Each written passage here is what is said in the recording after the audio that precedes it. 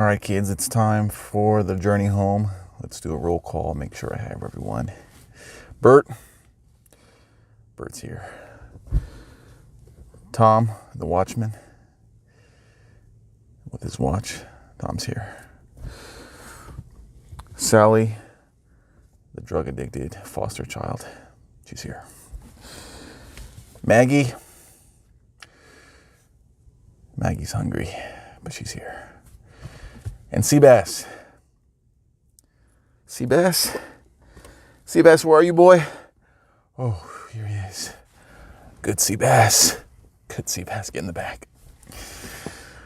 All right, me and the brood, we are making the journey to Washington, D.C. to spend Thanksgiving with the grandparents for a job well done. And before I get there, I want to share some lessons I learned from being on the road for 5 months. So let's begin.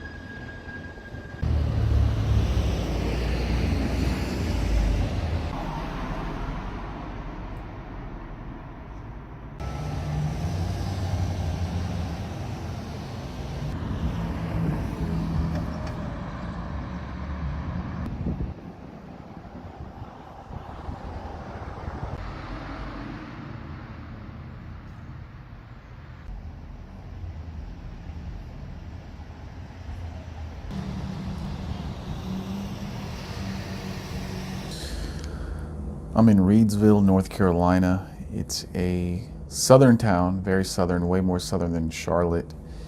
Pretty standard, nothing special, but it feels a little bit like Georgia. People are way more friendly than in Charlotte and get a little bit of that Georgian vibe. One thing I'm curious about is as North Carolina turns blue, what are these southerners here going to do once the blue zombies try to grab their guns and raise their taxes? You may think they're going to act the same as in California, which is to flee, but I don't think that's going to be the case here because the people who are fleeing from California, they weren't there for a long time. They were there for maybe one generation or two. So the most rootless people went to California, and when things go bad, they leave California. But here, people have been here for a long, long time. So they're not going to easily go anywhere. And where are they going to go anyway? They are not flush with that Silicon Valley money like people on the West Coast are. So I think the response here in the southern parts are going to be different, and we're not going to have to wait long to find out. So I'll be curious to see how that plays out.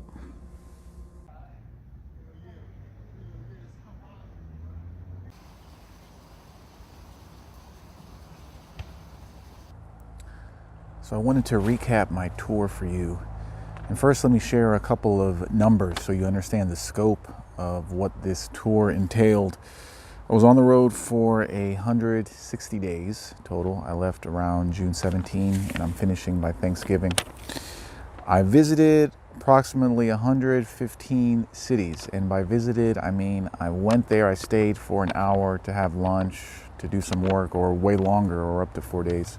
So just to get a general feel of what the city was. So 115 cities in the United States. I went to 11 national parks. I bought a National Park Service card for I think it was $80, and it gave me entrance to all of those parks. I would say my favorite, it was the Rocky Mountains. That really got me. It was perhaps some of the most beautiful landscapes that I have seen. But a lot of the other parks were very good too. I can't say there was any ugly park, but the most disappointing was the Black Hills in South Dakota where Mount Rushmore is. I just wasn't that impressed there. I've been to 4 monasteries, 2 Russian Orthodox, 1 Serbian Orthodox. Saint Herman's is actually a Serbian Orthodox monastery. and one Greek Orthodox. So there I got to see what the holy life was about, and I received much valuable guidance and blessings from my visits there. I went to 15 churches for the Sunday service, so I worshiped in 15 different churches. 9 of those were Armenian, and the rest of them were either Greek Orthodox, Antiochian, or Orthodox Church of America. So those were all very valuable experiences. And I can say that I probably received more guidance in the churches than in the monasteries. So like I've said before, you don't need to go to a monastery to receive guidance. A good parish priest can also help put you on the right path too. What else? So I did 23 talks. All of them were done in hotel conference rooms. The LA one was in an athletic club, it was called. And at these 23 talks, I gave some of the lessons I've learned in life leading up to my turn back towards God, to my baptismal faith, the Armenian Orthodox Church. And the talk itself, it ranged from 90 minutes long to two and a half hours long. I don't know how it got that long. I was just adding things, and next thing you know, the time extended a bit. And I did a Q&A. So each talk, I stood in front of the audience for 4 hours. So it's about 90 hours of public speaking experience. What a great experience that was, to learn how to talk in front of people, how to read them, how to entertain them, educate them, inspire them. And so I won't forget that. How many people came to hear me talk? About 900 people came. So I averaged about 40 people per talk. The 2 biggest were the New York and LA talks. They were about 75 people each. And the smallest, I think the smallest was Salt Lake City. I think that one was about 16 people or so, or 15. And the 2 cities that were surprisingly a bit large were the Minneapolis and the Nashville talks. I didn't think I had a lot of people follow me there. All right, that's something getting me. But quite a few people came there. And the number that is most important, how many bangs did I get? How many notches did I get? I am proud to say 0 bangs. Before, I would be embarrassed to say for 5 months I didn't sleep with any girls, but now I'm proud. I shouldn't be proud. Pride is bad, but pride is a deadly sin. But let me just be proud for a second, where no, I didn't sleep with any girl. There was definitely temptations. There were opportunities. There was at least one, I would say, sure thing, but no, I was able to resist thanks to God's help. So that was the tour by the numbers. Oh, and also one other number. How many miles did I drive? I drove about 15,000 miles. So even though the U.S. is 3,000 miles back and forth, I didn't take a straight route. And actually, I do have a map. Let me pull up that map now. So as you can see, I went up to the northeast, came back down, then went through the west, up in the northern part of the country, dipped down to Colorado, did Yellowstone, then up to Seattle, down the coast, and cut back over through the southwest, through Texas, went to Florida, came back up and went backwards again, and up through Atlanta, Alabama, and Tennessee. Then I cut back up, and now I'm going to the north. So this was pretty involved. This was a little bit tough. A lot of driving. I can tell you right now, I don't want to go on any vacations.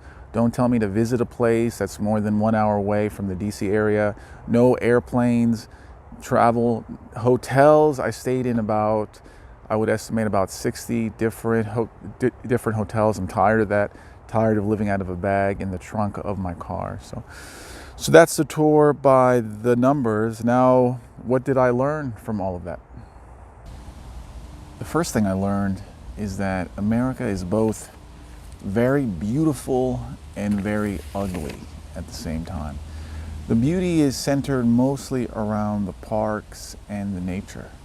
I only got to see the USA during the summer, but I can only imagine how it's like in the winter with the snow. I saw a little bit of the fall. how it is in the springtime. So we have some amazing parks, some parks that blow away just about everywhere else. I understand totally why foreigners from as far as China come to the USA just to rent an RV and to look at our parks. I mean, a lot of other countries don't have parks such as this, but you don't need to go to a park to see beauty. You go in the country, you see how people are living on their homesteads, on their farms, how they raise their families in a godly way. I was lucky enough to be invited to many homesteads where I got to see it firsthand, this kind of human beauty, where people have adopted their natural roles, their godly roles, and they are making it work without a lot of the ugliness that you can see elsewhere. Not only that, but the beauty that I saw in the churches, the faith. And if someone has faith, beauty comes out of them. It's not just the beauty on the surface where you look at someone's makeup and lips and hair and their muscles. That without faith is really ugly, actually. It's not enough just to look good, skin deep. What is the faith like? And from faith, you can take an ugly person, make them more beautiful than anyone else. And you don't have to worry about your look as much when it comes to beauty. And if you make a false god out of your looks alone, you can look like a model, but be the ugliest person there. And speaking of ugliness, this is in the USA, it's the cities. The cities are tremendously ugly. They all are operated through this copy and paste social engineering. And you go into them, it seems like all of the beauty has been driven out. And I know that one of the mottos of Las Vegas was Sin City, but now all the cities are full of sin, full of people who want to do the wrong thing, who want to participate in vice, in degeneracy, in drug use, in fornication. In the case of these homeless people, a lot of them, not only are they addicted to drugs, but they're also slothful. They don't want to work. They don't want to take their adult responsibilities. And you also have greed. People want more and more and more, think that's going to save them, think that's going to make them happy. So really, I started to get this repulsion, because every weekend I had to drive into the city to hold a talk, and I just felt such a repulsion from them that people come to the cities not to worship God, not to live in the right way, but to live in the wrong way. And in some cases, it's not their fault entirely. They have this college student loan debt, and they want to start paying that off and get a job, and the jobs for their narrow specialty, for their narrow set of skills is only in the city, and then they get sucked in. It's not an accident that the only place you can make a living after college is the city. That's how they get you. They want you to move there. They want you to get attached to the pleasures that the city has, to the entertainments, to the sex, and on and on. So to me now, where I'm going in life anyway, I'm trying to live in accordance to God, in accordance to His commandments, and stay away from sin. Cities is a tough place to do that because anyone you meet is probably not going to be on that path unless they have a family. Whenever I go to churches, not a lot of young people. And if there are young people, they're in one of the rock and roll churches where there's an entertainment show, or where Joel Osteen, he promises them material blessings if they give him $10 million to get on more TVs. So this was a bit hard, and towards the end, I just couldn't take it anymore. I just didn't want to see it anymore. I didn't want to see people living in the wrong way. If they want to, that's fine. I'm not going to judge them, but I don't want to be tempted by that, especially when I fell to that temptation for about 20 years. And so that's what I would say about what the U.S. is like. It's both beautiful and very ugly, but if you want to experience the beauty, you're going to have to get out of the city and onto the homestead, onto the farm, onto the parks. And now that more than 50% of the American population is living in the cities, you can argue that the country is becoming uglier. So that would be the first thing I learned. The second thing that I learned on this trip is that your faith can be deepened in hellish surroundings. Before I started this trip, I was reading a lot of spiritual books. I was reading the Bible every day, up to 4 hours each day, and I felt very spiritual doing so. I felt like, yes, my faith is getting deeper because all my knowledge is growing. And when the tour started, I was a little bit concerned because I could no longer read these books for that long. I thought my faith was going to get weaker and so on, but the opposite happened, because knowledge alone is not faith. Reading spiritual books alone is not faith. It can actually damage your faith. You can get deceived very easily. You can feel prideful. Oh, I'm spiritual now because I read all of these books. So on the tour, even though I was going into the pits of hell, into a lot of the cities, my faith actually deepened because I could experientially test what I knew, test the knowledge that I had to resist the temptation to treat people as Christ would treat them, not to judge, not to get full of pride as much. So I would say that my experiential faith blew away all of just the books that I was reading. And I'm not saying don't read books, and I'm definitely not saying don't read the Bible. I can't wait to go back to read the Bible again. But you have to have your faith tested. You have to have it tried. If not, it's just going to be in theory. It's just going to be, it's going to give you a false confidence that you know God, that you know how to walk the right path. But until you get out there and you're faced with the evils and you're faced with the temptations and the lust, you may have no idea on how to resist them when they come. So I took a little foundation from the books and I applied it. And I had a lot of questions, and I had to go to priests. I had to go to people in the flesh. I had to receive guidance from people who have walked the path way longer than me. So this is one thing that I did learn, not to think that just because you can stay at home all day and read a spiritual book that your faith is growing. It could be the opposite. One more comment is that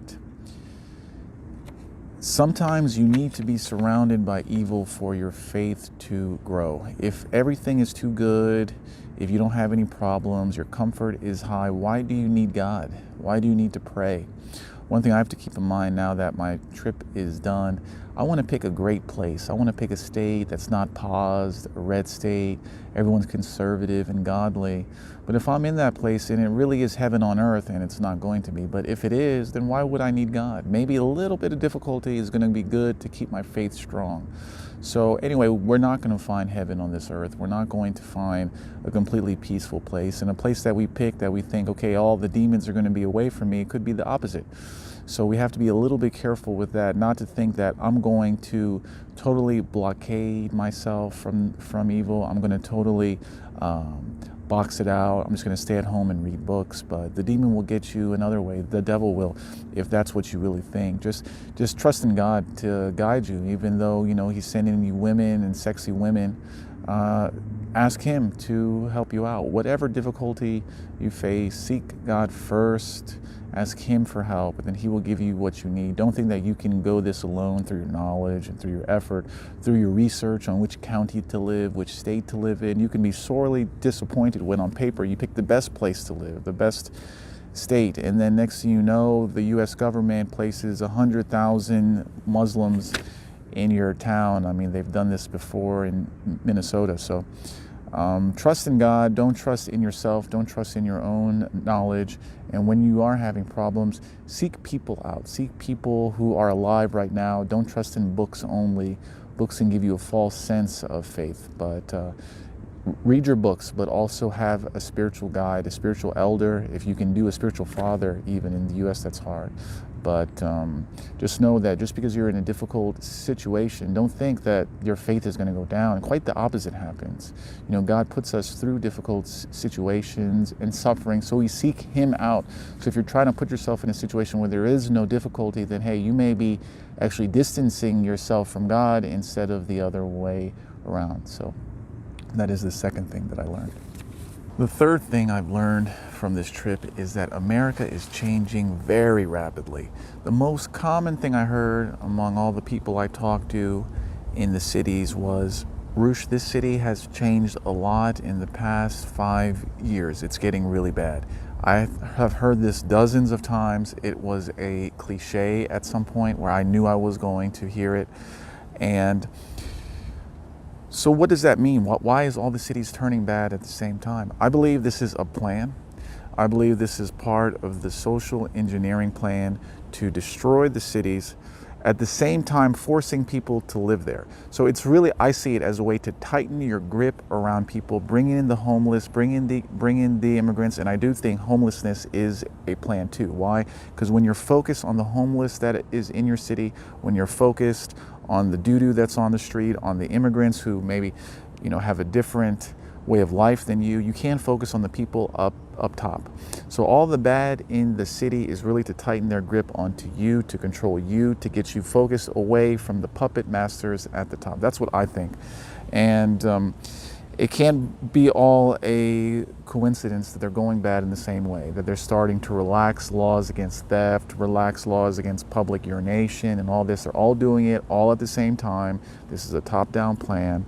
So, but at the same time, they're putting people in so much debt, in student loan debt, credit card debt, and so on, that you're forced to live in the cities or the suburbs in order to make a living. So you see what the trap is. They force you to live there, then they make you face all the degradations to keep your mind on your local problems.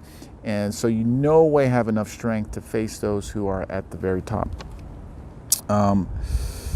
So what does that mean? Well, if you remember in Europe a few years ago, they had a plan to bring in 2 million Muslims, and they did this very quickly, and then they kind of stopped it. So once the elites achieved their goals of destabilization, then they kind of let up on the gas.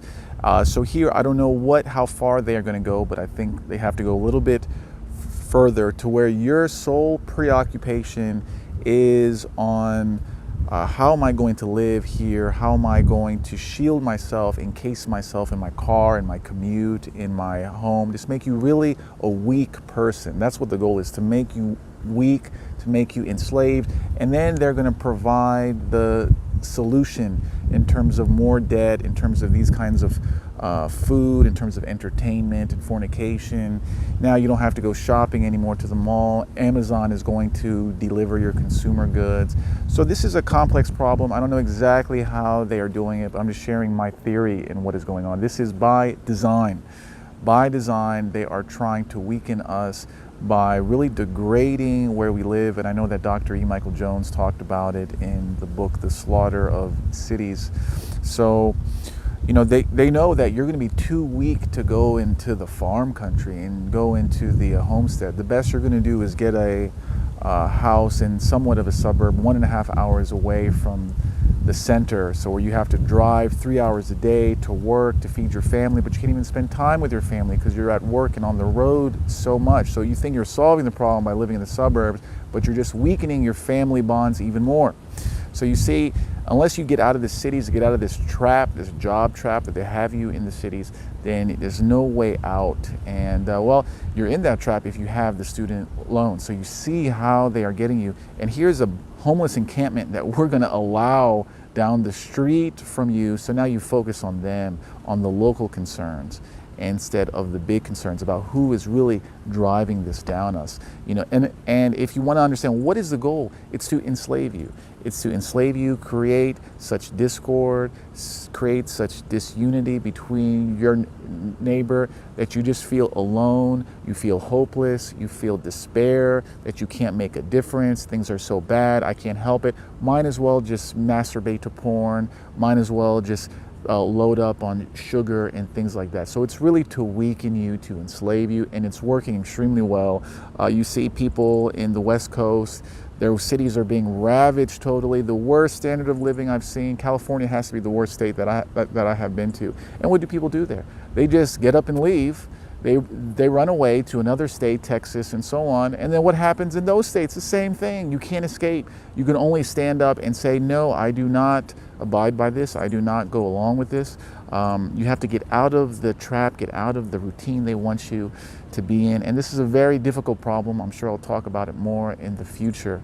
But this is what's going on. I believe it's a plan to destroy the cities, to weaken you, but forcing you to live there at the same time, to weaken you, to enslave you further, to be totally dependent on the consumer goods and foods and debt that they offer you that make you think you can solve this problem.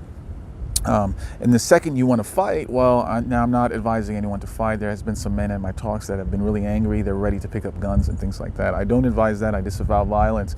But the second you want to fight, you want to start a group, there's going to be numerous feds that are in that group anyway. So they really got you by the balls. And to, the fellow sea basses that are watching, what are you going to do about it? I only see God as a way to solve this. But other people may think otherwise, but I'm sure we'll have a lot more to talk about this in the future.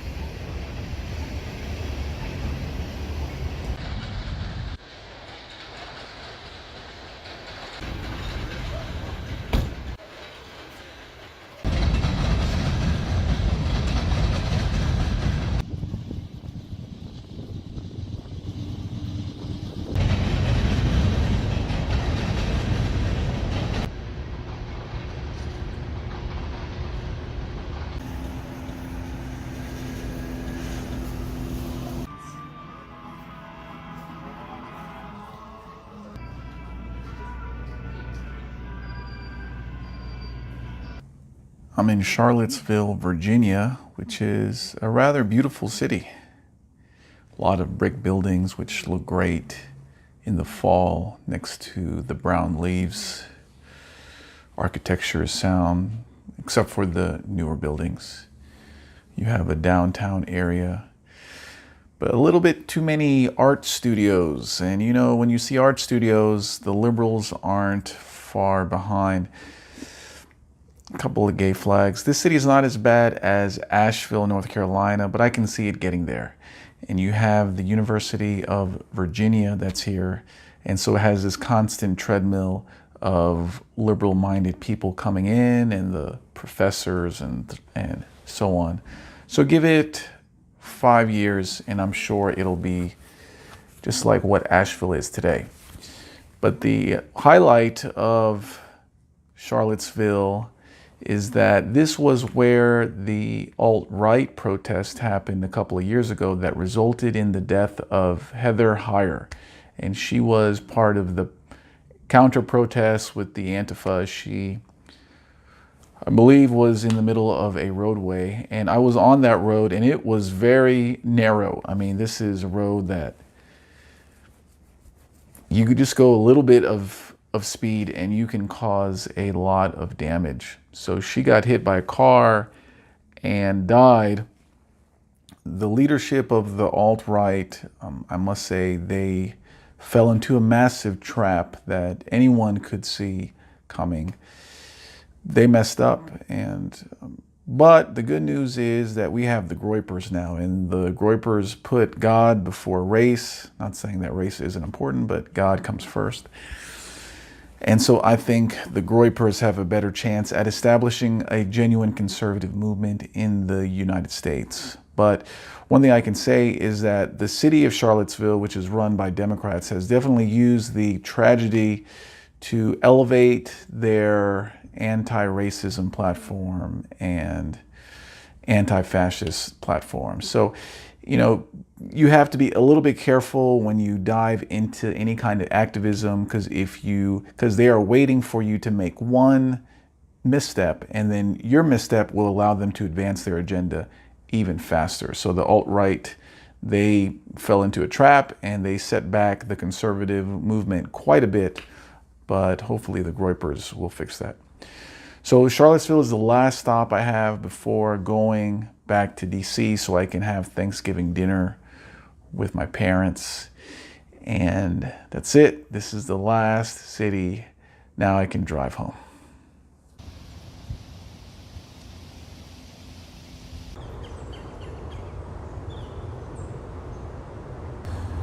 The fourth thing that I learned from my trip is that with God, anything is possible. I didn't think I could complete this trip when planning it because it was just so difficult. It's too many moving parts. It was a logistical nightmare. I was dependent on a car and my own strength and energy, on and on. And when I did a previous trip of this scope in South America back in 2007, when I was much younger and stronger, it was just a nonstop series of bad events that I wrote about in my book, A Dead Bat in Paraguay. It was so bad that I just had to quit, but 1 month in, I wanted to quit the trip. So I really doubted my ability to do this trip, but as you can see, I did it. 100% success rate. I didn't even catch a cold. I wasn't even set back a single day. The worst thing to happen to me, I would say, is that some bugs in the hotels, they kept biting me, and I have a couple of scratch marks still. One time I forgot my toiletry bag in Philly. I had to go back about an hour. Another time I took the wrong road. I lost about 3 hours. I'd even get pulled over by a cop based on all of the speeding that I did. Never got into a fight, wasn't a victim of theft. Never even got into a verbal confrontation with someone that was actually heated. My car, it started to make a noise, but that was basically it. I think it's the ball joint. So I'm thinking, so many things could have gone wrong from all the movement I did. No hotel canceled on me. It was just like too easy.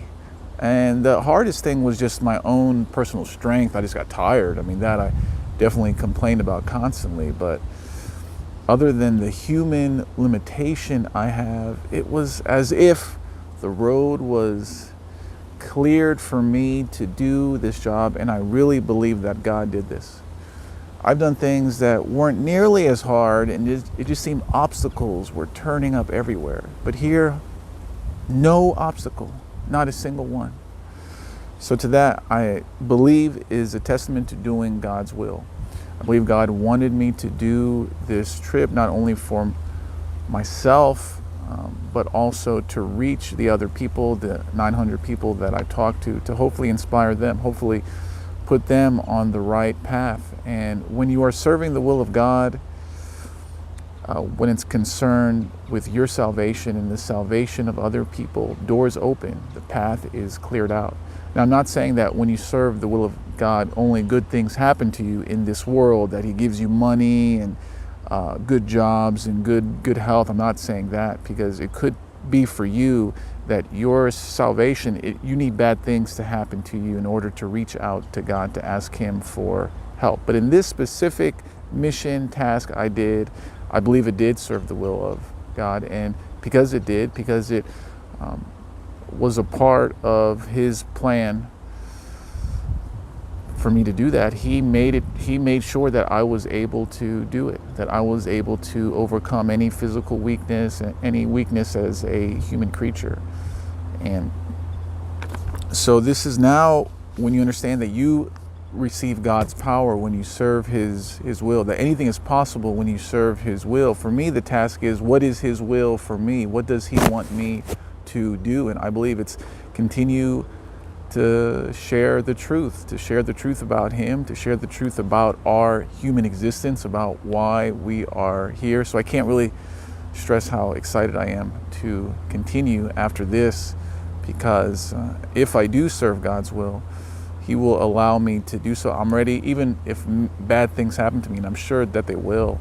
I'm sure that evil will come trying to bang down my door. I will get sick and I will encounter difficulties. But now I have God that I can reach out to.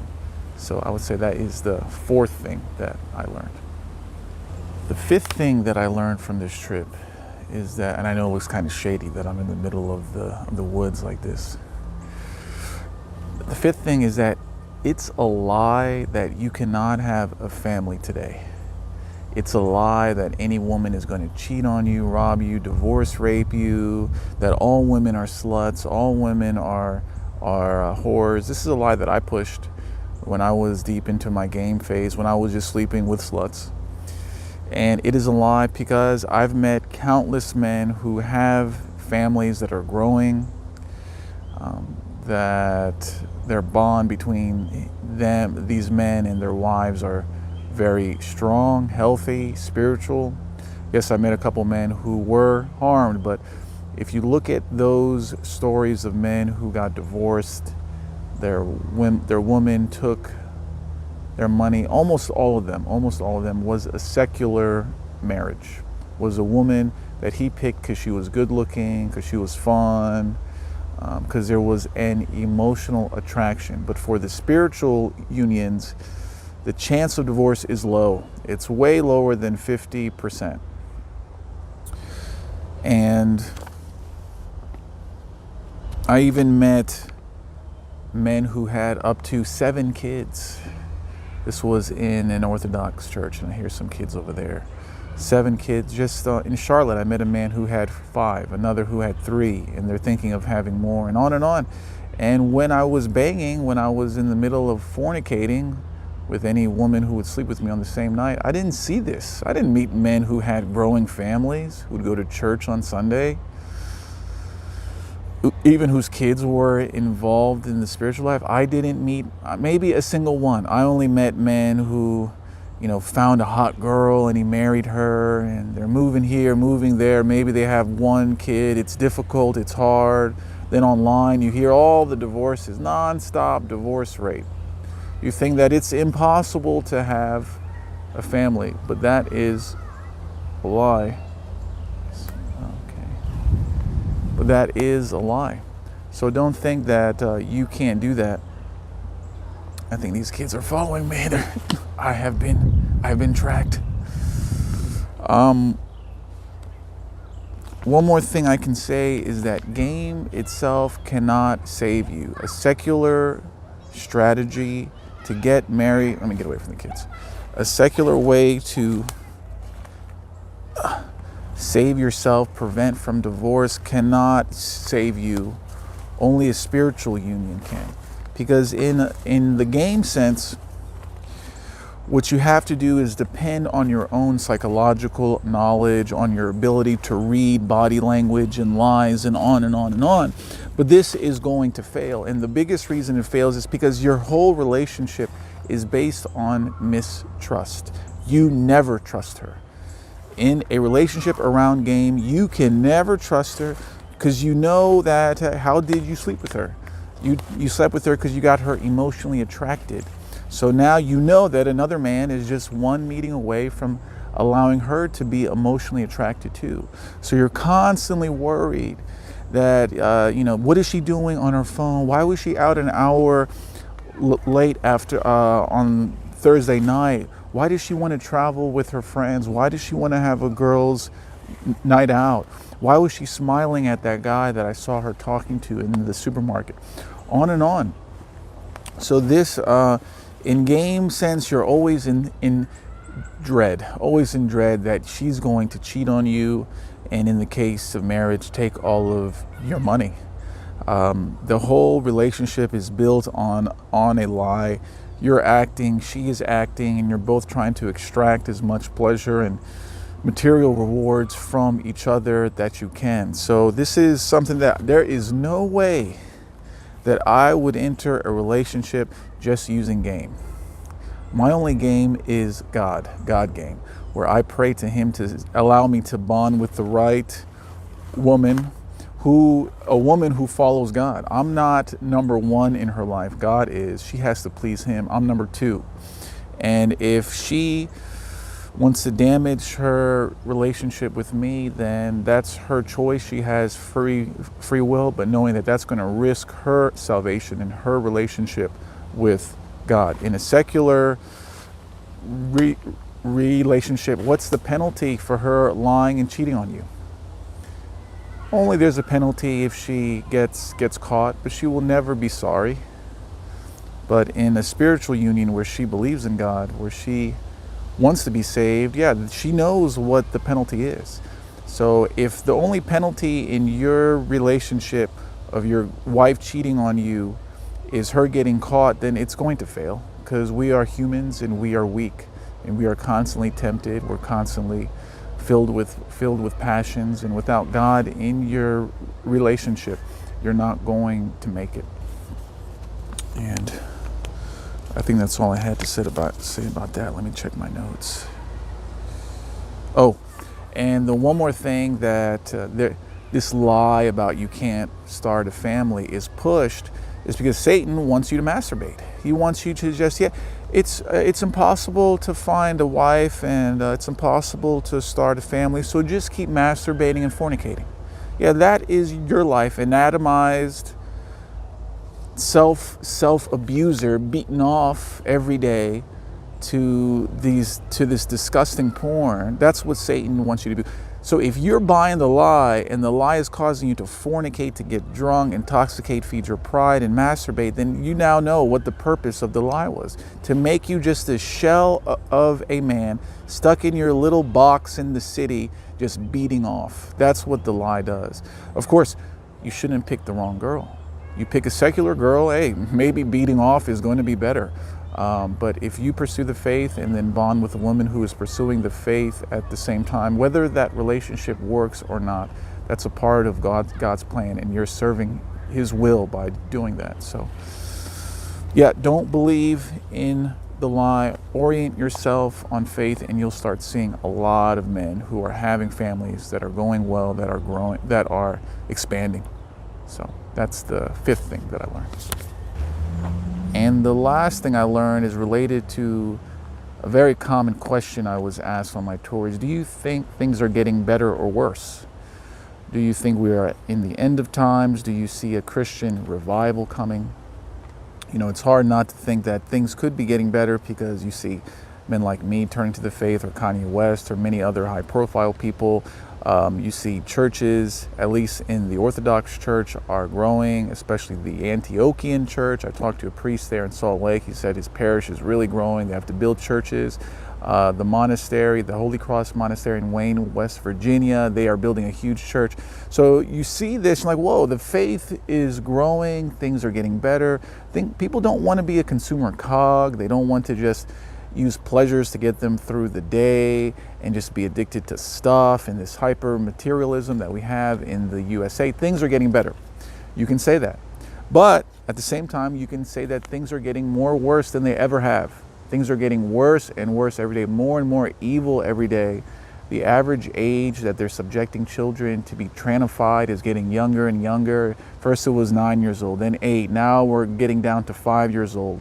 You see the drag queen story time is turning into drag queen stripper time. If you've seen that, now they're doing dances and taking off their clothes, which are funded by local taxpayers. So you're seeing some gay pride every June is getting more and more outrageous. I don't want to know what next June is going to be like. And so how can you reconcile this? How can you reconcile that things are getting better and worse at the same time? And we have to go to the Bible, Matthew 3:12, which talks about the wheat and the chaff, or chaff. So what it is that the farmer's land was infected with the weeds. And what is the farmer going to do? Now his whole crop could be ruined. And then the farmer said, no, we'll just let the weeds grow alongside the wheat. And then after the wheat has grown, we will harvest everything and then separate them. Separate the wheat from the chaff. The chaff will be thrown into where? Unquenchable fire. So this is what I see. I see, to me, that says good and evil are growing at the same time. And the higher good gets, the higher evil gets. The stronger your faith gets, the more determined people in their rebellion against God get. So this is what I see. And we can say, wow, that's kind of bad in some way, but would you have come to the faith, or I don't know where you are, maybe you're more sympathetic than you were a couple of years ago. Would you be more sympathetic if you didn't see all this evil around you? So this evil is serving a purpose. God uses evil for good. So the way it's going to be is that, yes, things are getting better, but at the same time, it's going to get worse too. But you're going to have the faith to get you through it. So the way I see it, if this is really going on, if a revival is going on, if more people are finding the faith, that means Satan is going to double his efforts. Satan is going to panic, and through his pride, and is just going to try to bring the world down even worse.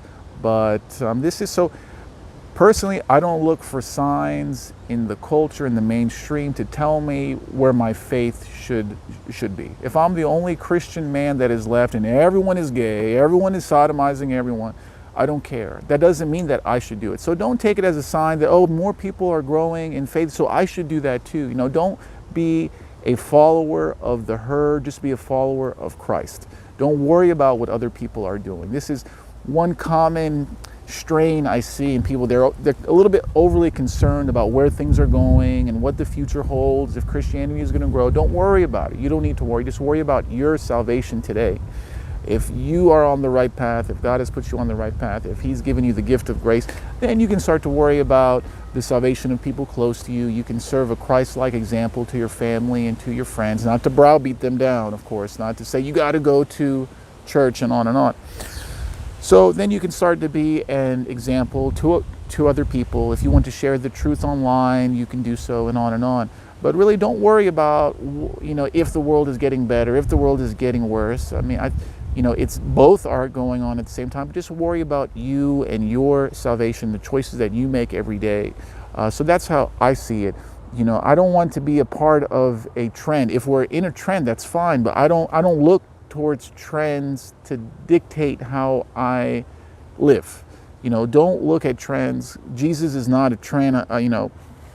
If it becomes a trend in a way that helps some people, that's fine. I don't care. If everyone wants to wear a Jesus shirt, I don't care. But the true faith is tough. The true faith is a struggle every day to fight against your passions, against the vices that you have. It should be difficult. It shouldn't be this happy Joel Osteen type of, everything is great, no talk about hell, no talk about the punishments you will face if you don't bear fruits in this life. So that's what I say. Get ready for evil to grow. At the same time, good grows. But if you have your faith, if you're strong in God, I believe that you'll be able to make it through. Because I can tell you what, if you don't have God, there is no way you're going to make it through the evil times that are coming. It's going to grow up. There is no... What are you going to do? What are you going to do when the world gets more degraded month after month, when the gays are basically banging on your door to sodomize you?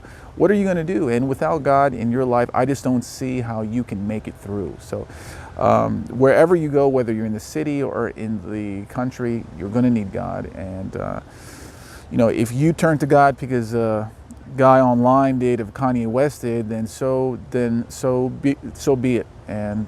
But it's going to be a long road, and don't worry about what other people are doing. Just focus on your faith, and you will get there. A lot of people are asking me for a list of the best and the worst cities that I have been to, so I wanted to give you a brief list. Let's start with the worst. Number 3 worst city I've been to in the United States, Yuma, Arizona. Man, that is ugly. That is an ugly place. It looks like it looks like a rest stop that turned into a city. Like a place where truckers go to urinate, and then they just said, you know what, this is a nice rest stop. Let's turn this into a city where people live in. It's just so ugly, so unesthetically pleasing. I did not find many redeemable qualities, if any, there. So I would say that's the third worst. The second worst city I have been to in the United States is Portland, Oregon. What a dump. That's just a dump. Most liberal people in the United States, just drug addicted people. It's pretty extensive. It's dirty. You know, the fact that I would rather live in Yuma than in Portland says how bad it is. And the number one worst city in the United States is Los Angeles. LA, how do people live there? LA is a homeless tent city hell with insane traffic. Yeah, you want to go to the supermarket, that's going to take 2 hours to go and come back. Non-stop traffic, just so dense, really expensive. People have ugly souls there, unfortunately. People go to LA not to worship God. They go there to stroke their desire for fame, to be a somebody. It attracts the worst type of people. This is the hyper materialistic hell that we have in the USA. It's just, it sucks. That place really sucks. I mean, yeah, you can find some kind of enclave in there, like a good city and a good neighborhood where you can tolerate it, but you're gonna pay up the butt. You're gonna pay up the butt. I mean, just, Hollywood, the pit, this is Satan. I mean, I would say that New York and LA are Satan's world headquarters. So why would you want to live there?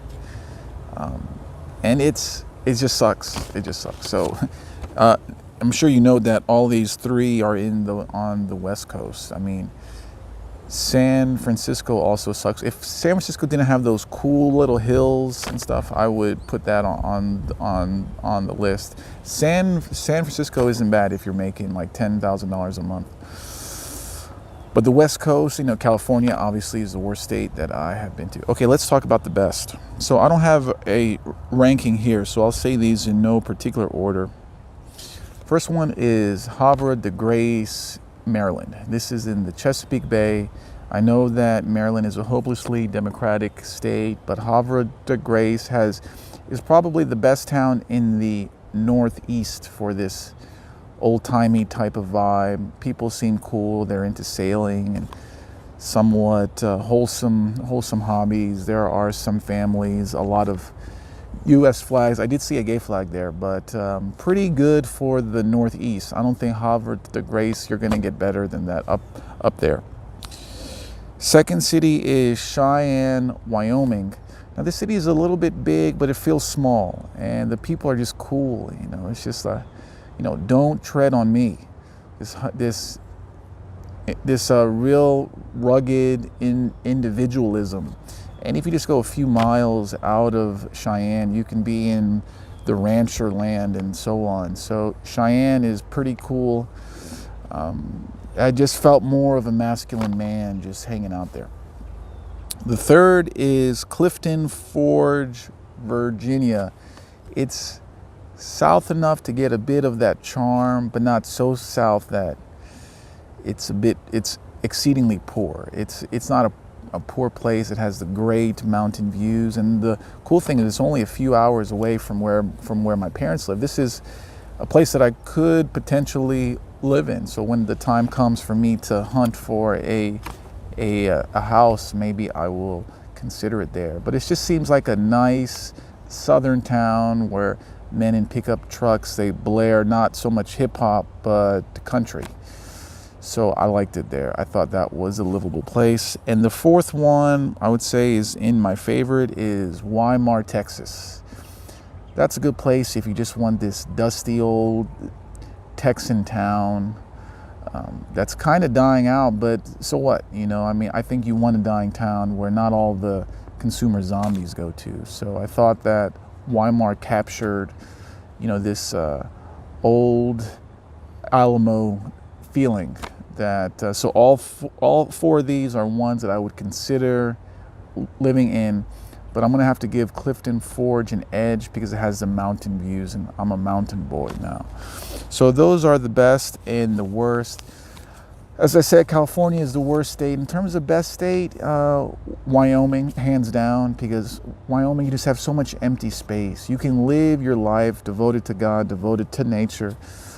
People aren't going to bother you there. Just, I felt like the people there were not slaves. They were more free. So Wyoming is the best state. Is there an honorable mention that I have? Second honorable mention, the runner-up is South Dakota. That is another, that has more of a Wyoming feel to it. I'm a bit fragile. I don't know if I can tolerate the extreme cold. So that's what I would say is the best and the worst. It's going to take me some time to process all the data that's swimming in my mind, all the cities, but I'm sure that I will have more to share about the best and the worst in the future.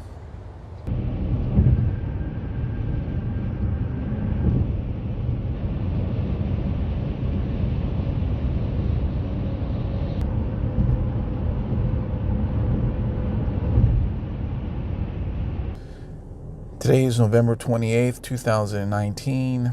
It's on Thanksgiving, and I am within a stone's throw of my mama's house. So the tour is officially done, road trip is done. I did a final tally of the mileage, and it's 16,800 miles. So over 16,000 miles I've driven, 5 months, about 163 days. And what a trip it has been. I am still processing all the places I've seen. I have thousands of data points in my mind. Now I have to allow these to connect so I can understand the world that we live in, the country that we live in. Like I mentioned before, things went exceedingly smoothly. Didn't even catch a cold, not even a sniffle. And I thank God for that. When I drive, I have an icon of Jesus Christ. He is looking at me, and you can see it maybe there. And I have a picture of my sister too. And I hope that my sister is proud that her big brother finally did a good thing that's not connected to sex. But I'm also hopeful that the Lord is pleased at me. He is pleased that I've turned my orientation away from the secular world and onto Him, serving His will and just being a vessel to bring His good onto the world. And that's how I plan to live. So a lot of men ask me, what is next? First thing, I got to put a copy of the tour online for people who didn't come to my talk. That's going to take about a month. Then I have to shave this beard. I am proud of it. I don't mind how it looks. But unless I become a priest or a monk, it's a little excessive. It's a little too biblical. The secular people cannot handle this beard. And then the most important thing is to find a home. I can't serve God from a car. Well, maybe I could, but I have to find shelter, and then I'll continue to do the things that I've always done, articles, books, and live streams. It's just the content is going to be different. And but maybe not as different as I thought, because I was already on this path for longer than maybe a year. When you pursue the truth, you come to Jesus Christ. And I think I had the truth bubbling underneath the surface, and I just needed the revelation to come upon me, and it has. What else can I say to you? Just want to give a final thanks to everyone who came on the tour to see me talk, especially on the early stops where you were scared that people were going to dox us. And no, everyone was safe. No one got doxed. The Lord assured that. And so thank you to the 900 or so of you that came, and also the ones who came for the dinner. You know, that wasn't a cheap thing, and I appreciate all the monetary support that people have given me, and also the people online who have been following me for years, who have not only given me monetary support by buying my books, but also through the comments, through the emails, through the general support. You know, it's a little bit difficult to have your life so in public, but maybe there is a reason for my life to be in public. Maybe if I can inspire just one person, I think that would be a great thing, especially if I inspire you to live in the more spiritual way. So we'll see where things go from here. But I'm curious to now hear your feedback, especially this is episode number 24 of Babylon Road. I put out 11 hours of minimalist documentary footage on the United States. So what do you think? You know, how has this video series impacted where you see the country going, where you see faith going? So for me, this was a learning experience, and I don't believe that I was able to do this, that God allowed me to do this. I mean, not only a road trip, but also speaking to all these people, but also serving a pilgrimage function as well, and receiving all this guidance from so many priests and monks and deacons. I mean, I feel like, you know, and also while I was driving, I listened to over 100 hours, probably 200 of religious podcasts and sermons. I was definitely catechized. In this 5 months, it was basically taking a 1-year theological class in terms of all the content and the guidance, the personal guidance. So, you know, I really grew my faith, and I am very grateful, and I hope that my faith continues to grow. And if you're on that same path, if you're on the spiritual path, I hope that I can help you grow your faith, and you, by your comments and support, help me to grow mine. So we'll see where that goes, but God bless you, and God bless everyone. So goodbye.